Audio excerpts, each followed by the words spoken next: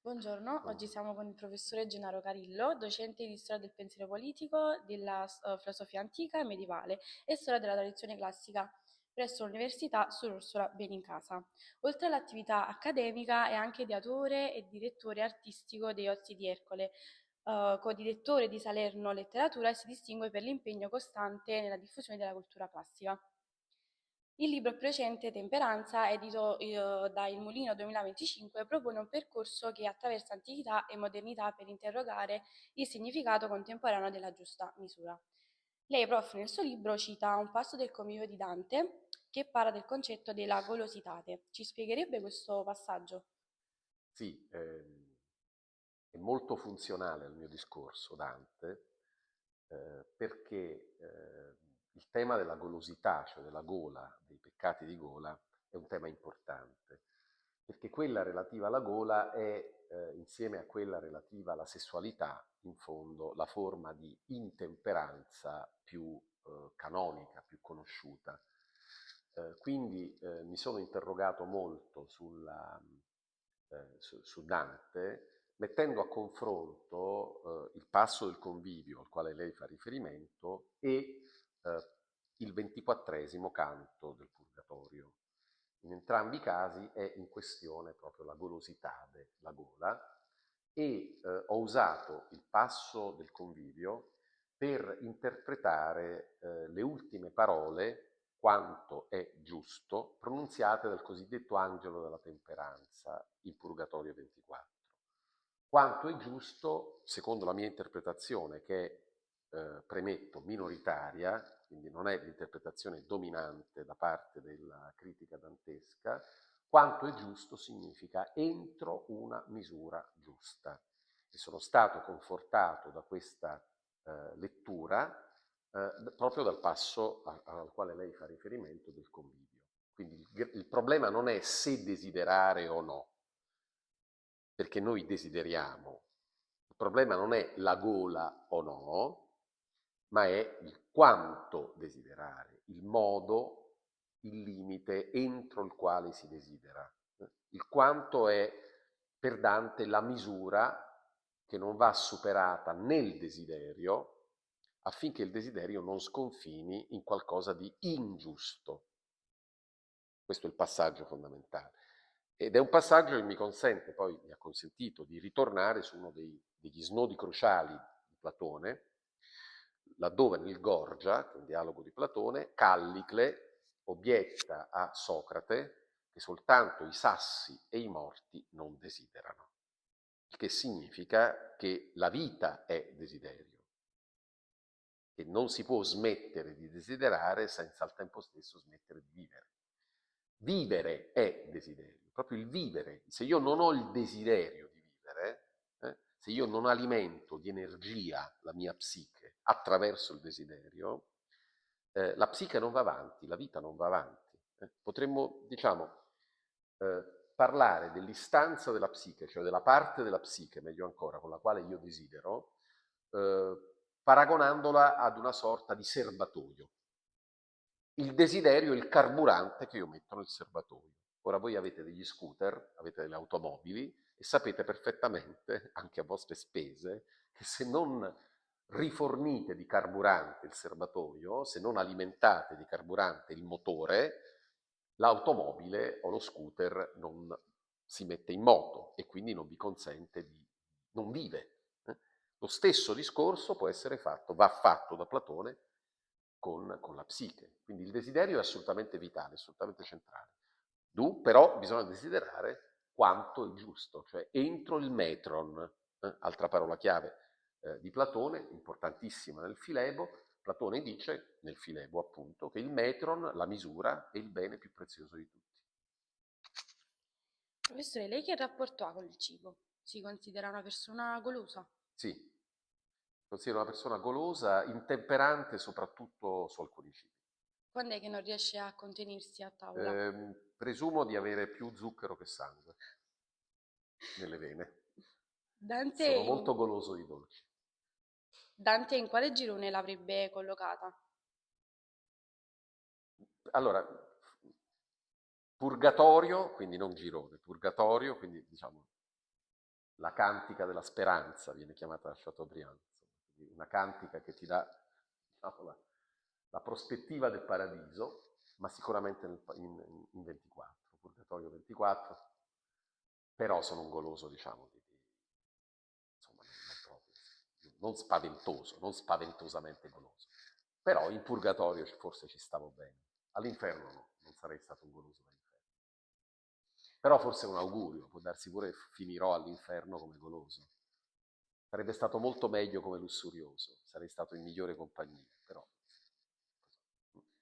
Dato che siamo studentesse di turismo, ci ha colpito che recentemente uno dei souvenir più acquistati dai nostri coetanei in Grecia è la coppa di Pitagora, o detta anche coppa di Tantalo, che ha al suo interno questa sorta di imbuto rovesciato per limitare l'eccessivo consumo di vino. Non trovo sia curioso che sia andato di moda acquistare questa coppa nella nostra epoca di eccessi. No, perché ogni eccesso genera una reazione opposta. E anche questo libro, in fondo, è la reazione a un eccesso. Mi occupo di temperanza perché viviamo in un'epoca che viene definita oramai l'età della prepotenza, della intemperanza, della dismisura. E allora in un'epoca contraddistinta dalla dismisura che è diventata un valore e dalla intemperanza che è diventata un valore, recuperare una virtù così desueta, così oramai relegata proprio in un dimenticatoio, eh, quasi su una soffitta, ecco, è una virtù messa in soffitta nel corredo delle vecchie zie, una virtù che, per usare un'espressione di un grande poeta polacco, Herbert, puzza di naftalina. Per me è un atto politico, cioè recuperare questo tipo di virtù, ehm, usandola contro il mio tempo, quindi opponendola al mio tempo, rivendicando con forza il diritto e il dovere dell'inattuale, dell'inattualità, per me è un atto politico fondamentale. Quindi credo che questi, appunto, questi fenomeni ai quali lei fa riferimento sono anche proprio un contraccolpo dei tempi che stiamo vivendo. Lei beve vino? Sì, Vino bianco o vino rosso? sono un rossista, preferisco il rosso, ma non disdegno il bianco. In quali occasioni preferisce appunto il vino rosso? Lo bevo anche col pesce, se vuole sentire questa risposta. Di solito si dice che bisogna Scusa. berlo assolutamente solo con la carne. No, lo bevo anche col pesce, e rigorosamente a temperatura ambiente, anche d'estate. Non amo il vino rosso freddo, a meno che non sia il vino di Gragnano, cioè dei vinelli molto, molto meno strutturati e consistenti. Non conosco il lessico degli enologi, che è un lessico iniziatico come quello dei neurochirurghi o dei biologi molecolari, quindi non so parlare in termini tecnici. Penso che, insomma, mi piace il vino molto corposo, per esempio il primitivo di Manduria mi piace moltissimo perché è un vino molto, molto corposo. Marcel Proust parla della Petite Madeleine, che consiste nella memoria involontaria evocata da un cibo, un oggetto o un odore. Se dovesse pensare alla propria Madeleine proustiana, quale sarebbe? Questa è una domanda splendida, bellissima, una bella domanda, non ci avevo mai pensato. Ci sono dei profumi che, per esempio, il ricordo di mia nonna paterna è legato alle melanzane fritte. Il ricordo della mia nonna materna, che era una cuoca straordinaria, incredibile, che amava mangiare e soprattutto far mangiare, perché aveva comunque vissuto la guerra, 2 guerre, quindi sapeva bene, conosceva bene il valore del cibo, non era scontato mangiare.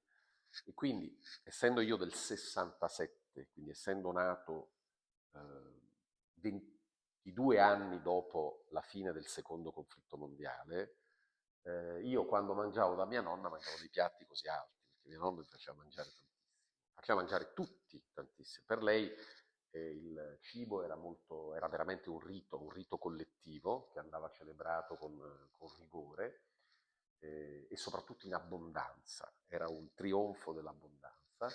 E uno dei profumi che ricordo, appunto, la mia Madeleine sono i gamberetti del fiume Sarno, sono dei gamberetti piccolissimi che adesso si trovano soltanto a Foce Sele, che mia nonna cucinava facendo delle pizze con questi gamberetti, con una farina molto molto gialla e molto consistente e con tantissimo peperoncino piccantissimo e dell'aglio. La combinazione è ovviamente dell'olio. La combinazione di questi profumi era qualcosa di inebriante, di straordinario, che associo a mia nonna, associo a un'età della mia vita e che è esattamente lo scatto di memoria involontaria che accade a Proust quando intinge la Madeleine nel tè e rievoca il tempo perduto. Noi possiamo ritrovare il tempo perduto, quindi convertire il tempo perduto in tempo ritrovato, non volontariamente, non intenzionalmente, perché non ti ricordi niente, ma soltanto quando, appunto, questo non succede soltanto con il cibo, con gli odori, con i profumi, anche con il motivo, la frase di una canzone. In Proust c'è la sonata di Vinteuil, che diventa poi la sonata più importante per Odette de Crécy e per Charles Swann, ma per esempio io ho tante canzoni, tante frasi di canzoni che mi evocano un momento preciso della mia vita, un profumo, per esempio, un profumo, posso associare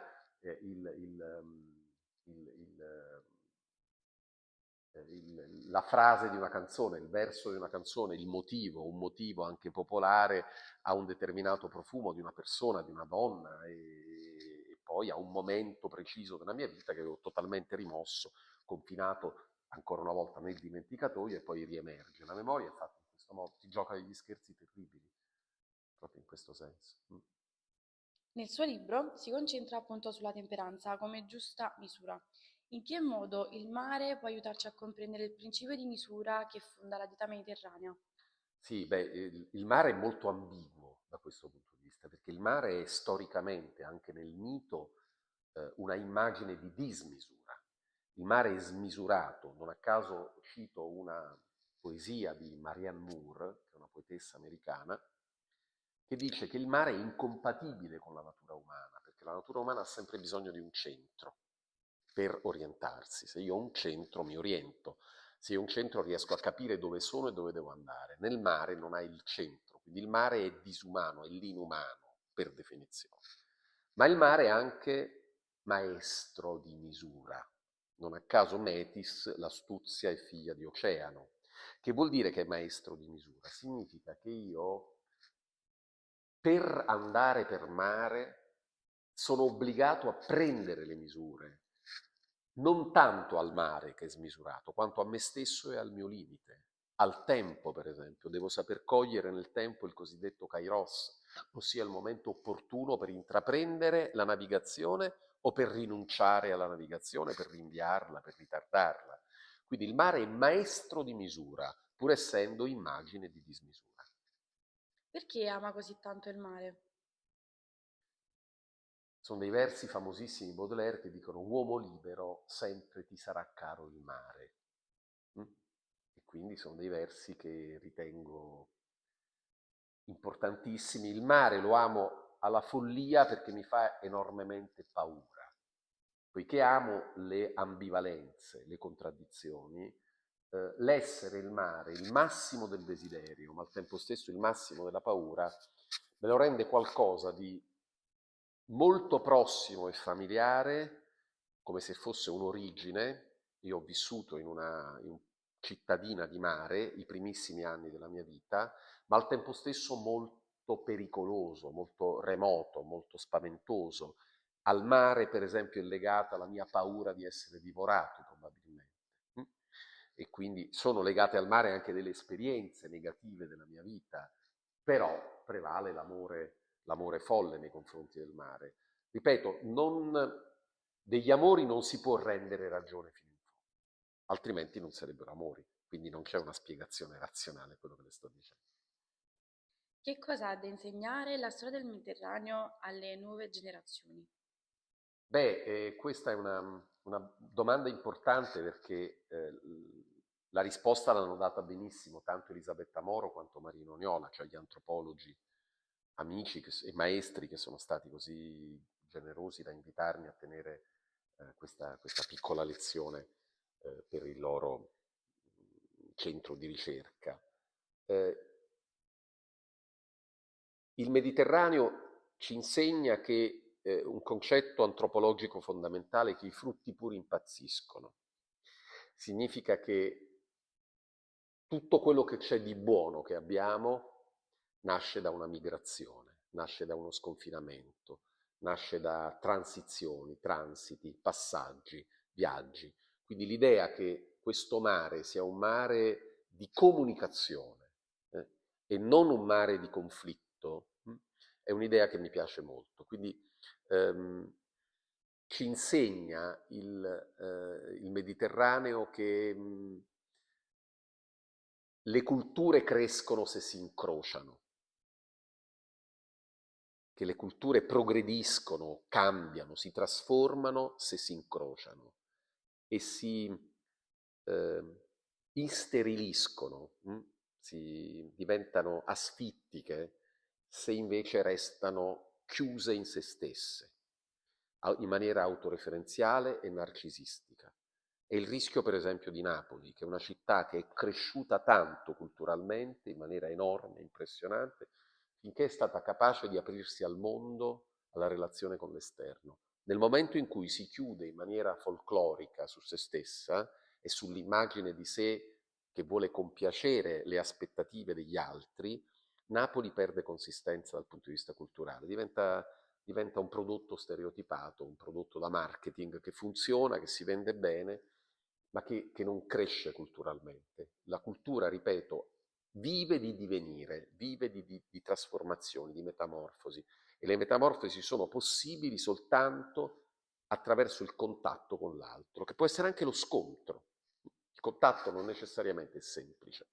Anche lo scontro tra culture produce attriti, ma è meglio l'attrito della palude, non so se rendo l'idea, di una palude che ristagni. Meglio l'attrito perché l'attrito produce scintille e le scintille sono produttive, a differenza delle paludi stagnanti che sono qualcosa di putrido, di putrescente fondamentalmente e non significano niente.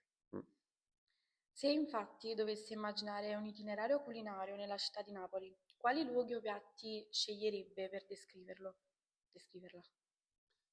Sì, bella domanda. Non è una domanda fatta alla persona giusta, perché io al ristorante chiedo sempre alici fritte e patatine fritte. Sembra un'eresia, ma è così. Quindi non sono molto attendibile, però ci sono chiaramente dei piatti che sono particolarmente eh, identitari, nel senso qualificanti proprio, piatti che ti restituiscono anche il genius loci. Eh, direi subito la pizza, è una banalità, insomma, è evidente che la pizza, questo piatto poverissimo, un piatto di cui io per esempio non riesco a fare a meno, cioè devo mangiare almeno 2 o 3 pizze a settimana. Però quando vado in ristorante non c'è la pizza, prendo le alici fritte, le patatine fritte. Pasta, patate e provola è un altro piatto di straordinaria, anche quello è un piatto, bisogna capire poi, lì bisogna interrogare gli antropologi, sono ignoranti sull'origine, ma è un piatto molto, molto napoletano, come lo spaghetto a vongole, è un piatto molto napoletano, ma è un piatto che insomma accompagna, contraddistingue tutti i posti di mare fondamentalmente dove si pesca. E la parmigiana di melanzane, nonostante si chiami parmigiana, e quindi rinvii a Parma, è uno splendido piatto napoletano che io indicherei. E niente, queste, poi me ne verranno in mente tanti altri, ma insomma, Beh, sì. forse non sono la persona giusta, perché sono molto monomaniacale e monotono poi nei miei gusti. Questi però sono dei piatti Beh, estremamente. ripeto. Nella conferenza Iozzi di Ercole con lo chef Alfonso Iaccarino e l'antropologo Marino Niola le ha parlato della sovraesposizione del cibo, una presenza eccessiva, mediatizzata e spettacolarizzata. Qual è il rischio principale di questa moda gastronomica? Beh, c'è un primo rischio che trovo molto anche grottesco. Aver elevato a figure di rilievo nazionale, anche mediaticamente fin troppo presenti, i cuochi, attribuendo a questa categoria nobilissima, nobilissima, meritevole del massimo rispetto possibile, una funzione pubblica, a mio giudizio, eccessiva. C'è una retorica eccessiva attorno al cibo, anche lo spazio che occupa sui media è eccessivo, e questa retorica non si accompagna, per esempio, a una sana educazione alimentare, cioè gli italiani mangiano male, fondamentalmente. E poi non c'è una riflessione su un dato inquietante, che gli italiani che mangiano peggio sono gli italiani più poveri, che mangiano magari quantitativamente di più, ma qualitativamente peggio. Quindi credo che una comunità nella quale si conoscano così bene i nomi dei grandi chef e ci si accapigli poi per uno chef piuttosto che per un altro e si ignorino i nomi dei grandi scienziati che quotidianamente fanno ricerca per esempio per migliorare la qualità della vita delle persone o per curare malattie molto molto gravi, beh, è un po' triste un paese che in questo sono molto condizionato da Platone, che riteneva che la polis del suo tempo nella competizione tra un medico e un cuoco riconoscesse al cuoco un primato pedagogico. Quindi nella, davanti al consiglio di un cuoco o a quello di un messi davanti al consiglio di un cuoco o a quello di un medico, gli ateniesi privilegiavano il cuoco anziché il medico, anche perché il cuoco compiace il tuo desiderio, il medico no. Questa è la differenza. Ecco, penso che ci sia una retorica e un sovraccarico di discorsi sul cibo. Io sono stato in ristoranti in cui pagavi il discorso, il logos sul cibo, le parole sul cibo e non la cosa, perché mangiavi pochissimo. Ma io le parole non le mangio, io voglio mangiare. Non voglio ascoltare te che mi descrivi il formaggio che mi stai dando. Come si spiega il successo degli chef da televisione? Si spiega forse con una regola universale che vale per tutto. C'è un effetto, non so se c'è una legge di marketing, ma in fondo il pubblico chiede quello che gli dai.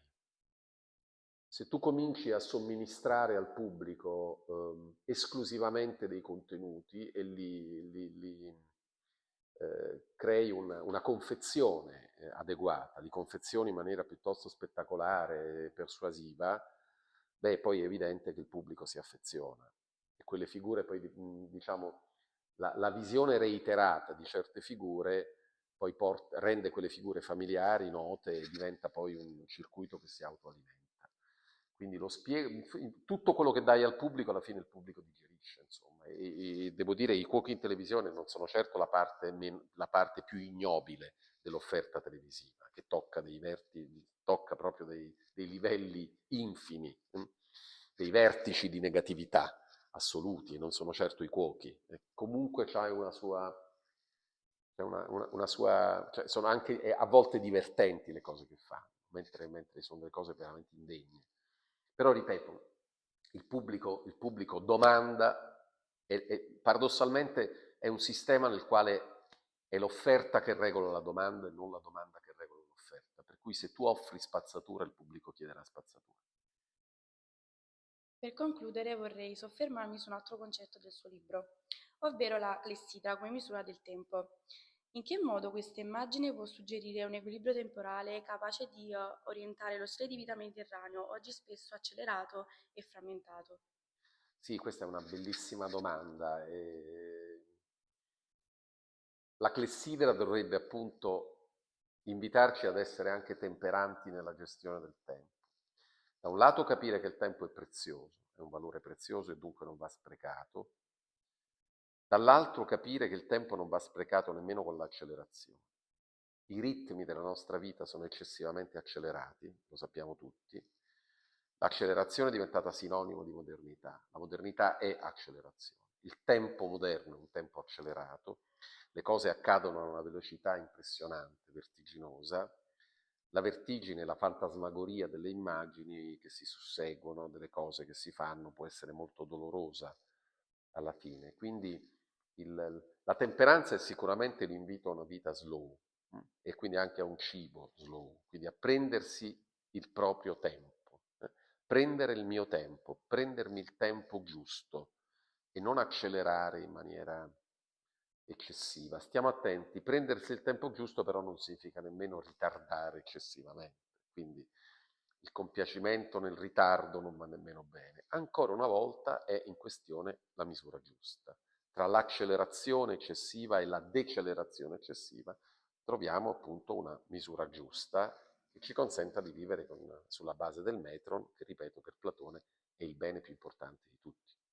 Grazie mille, prof, per aver risposto alle nostre domande e alla vostra disponibilità. Grazie a voi, buon lavoro.